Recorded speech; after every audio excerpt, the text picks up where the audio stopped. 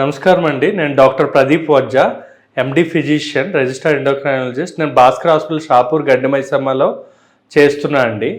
మనం ఇప్పుడు viral fevers గురించి డిస్కస్ చేద్దాం. ఎందుకు అంటే ఇప్పుడు ఆల్మోస్ట్ మాన్సూన్ సీజన్ స్టార్ట్ అయింది, అదే వర్షాకాలం స్టార్ట్ అవుతుంది. సో వర్షాకాలంలో చాలా డేంజరస్ వైరల్ ఫీవర్స్ అనేవి ఉంటాయి. సో అలాంటి డేంజరస్ 5 వైరల్ ఫీవర్స్ మనం ఈరోజు డిస్కస్ చేద్దాం. సో ఎందుకంటే ఈ టైంలో పిల్లలు చాలామంది ఈ వైరల్ ఫీవర్స్ బారిన పడి ఫీవర్స్ తగ్గగా కొన్నిసార్లు ఇది మనం ఏది అనేది తెలియకపోతే ప్రాణాంతకం కూడా అయ్యే అవకాశాలు ఉంటాయి. కాబట్టి మనం ఈరోజు డిస్కస్ చేద్దాం. మనం ఇప్పుడు ఏమనుకుంటాము అంటే సమ్మర్ అయిపోయి వర్షాకాలం వస్తుంది అంటే అందరూ కూడా క్లైమేట్ చేంజ్ అవుతుంది, చల్లగా ఉంటుంది అని చాలామంది చాలా హ్యాపీగా ఫీల్ అవుతూ ఉంటారు. కానీ ఈ వర్షాకాలంలో గాలిలో తేమ అనేది ఎక్కువ ఉంటుందన్నమాట. ఈ హ్యూమిడిటీ వల్ల, ఈ తేమ వల్ల ఈ బ్యాక్టీరియా కానీ వైరస్ కానీ లేదా ఫంగస్ కానీ ఇవి పెరగడానికి ఇవి బాగా ఇది చాలా మంచి అనుగుణమైన క్లైమేట్ ఉంటుందన్నమాట. ఇప్పుడు ఫర్ ఎగ్జాంపుల్ మస్కిటోస్ ఉంటాయి కదా, దోమలకు కూడా గుడ్లు పెట్టడానికి ఇది బాగా ఉపయోగపడుతుంది, ఈ హ్యూమిడిటీ ఉన్న క్లైమేట్ అనమాట.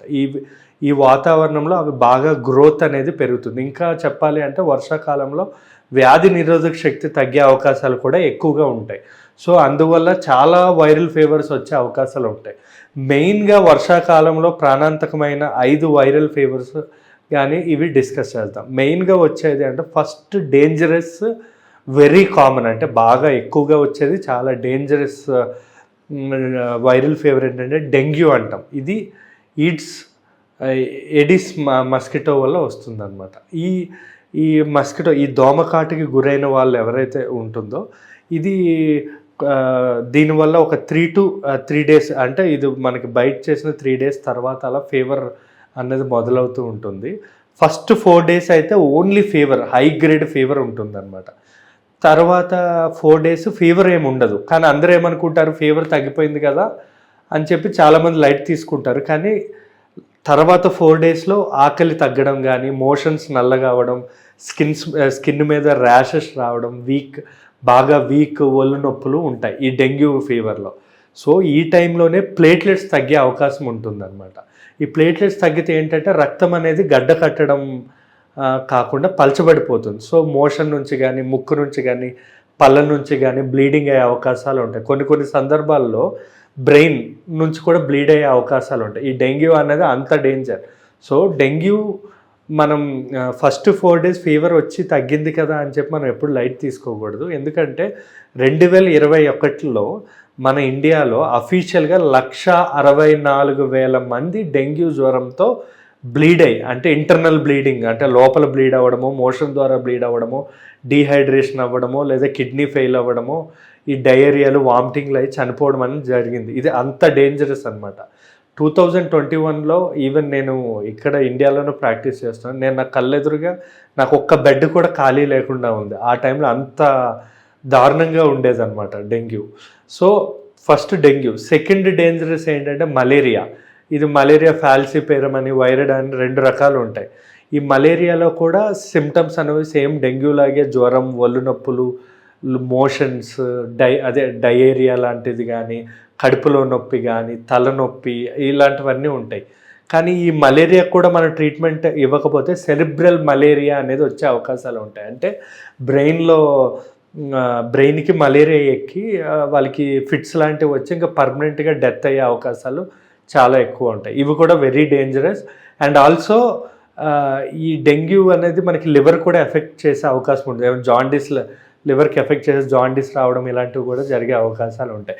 డెంగ్యూ తర్వాత వెరీ కామన్ ఇన్ఫ్లుయెన్జా. ఇదంతా డేంజర్ కాదు, బట్ కొన్నిసార్లు ఈ ఇన్ఫ్లుయెన్జా అంటే ఈ కామన్ కోల్డ్ అంటాం కదా, ఈ జలుబులు, దగ్గులు ఇలాంటివి వస్తూ ఉంటాయి అన్నమాట. దీన్ని ఇన్ఫ్లుయెన్జా అంటాం. ఇది కూడా ఇన్ఫ్లుయెన్జా వైరస్ వల్ల వస్తుంది. ఇది కూడా కొన్నిసార్లు అంత డేంజర్ కాకపోయినా మనం సరిగా ట్రీట్మెంట్ ఇవ్వకపోతే నిమోనియా, అంటే ఊపిరితిత్తులకు నిమోనియా రావడం, లేదా ఆస్తమా ప్రాబ్లం ఉన్న వాళ్ళు కానీ, లేదా వేరే ఏమైనా క్రోనిక్ డిసీజెస్ ఉన్న వాళ్ళకి ఇది చాలా డేంజర్ అయ్యే అవకాశం ఉంటుంది. అంటే ఆక్సిజన్ లెవెల్స్ తగ్గి, లేదా ఊపిరితిత్తులో నీరు పట్టి, సో ఫీవర్ రిపీటెడ్గా వస్తూనే ఉంటుంది. 1 month అంతా ఫీవర్లా వస్తూనే ఉండి వాళ్ళకి బాగా వీక్ అయ్యి చాలా ప్రాబ్లమ్స్ ఫేస్ చేయాల్సి ఉంటుంది తర్వాత. సో ఇది కూడా థర్డ్ మోస్ట్ కామన్ అనమాట.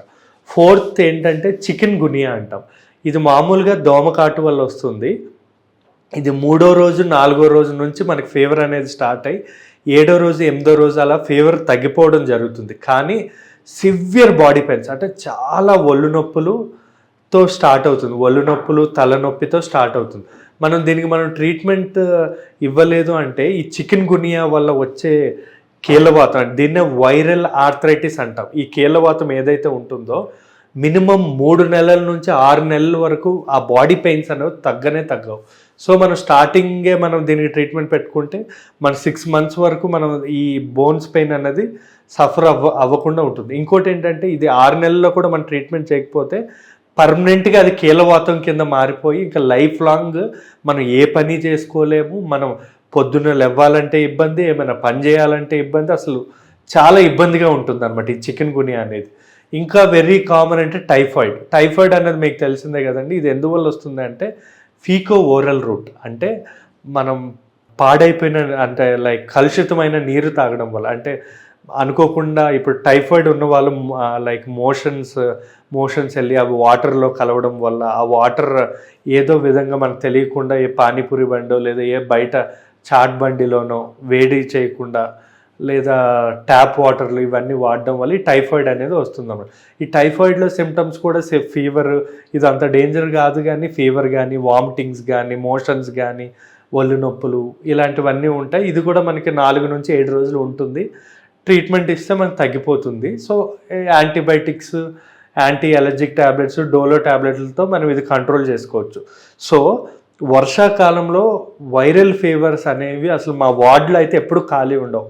అందుకే మీరు చాలా జాగ్రత్తగా ఉండాలి. ఎక్కువగా ఏం జాగ్రత్తలు తీసుకోవాలంటే చేతులు కడుక్కోవడం లేదా నురువెచ్చని నీళ్ళతో స్నానం చేయడం పొద్దున్న, మళ్ళీ ఇంటికి వచ్చాక కాళ్ళు ఖచ్చితంగా ఇంటికి వచ్చాక చేతులు కాళ్ళు కడుక్కోవడం అనేది నేర్చుకోవాలి. స్పిరిట్తో చేతులు ఎప్పుడైనా బయటికి వెళ్ళి షేక్ హ్యాండ్స్ ఇచ్చి జనాల్లోకి వెళ్ళినప్పుడు స్పిరిట్స్తో చేతులు అనేవి వాష్ చేసుకోవడం అనేది చాలా ఇంపార్టెంట్ అండి. Thank you.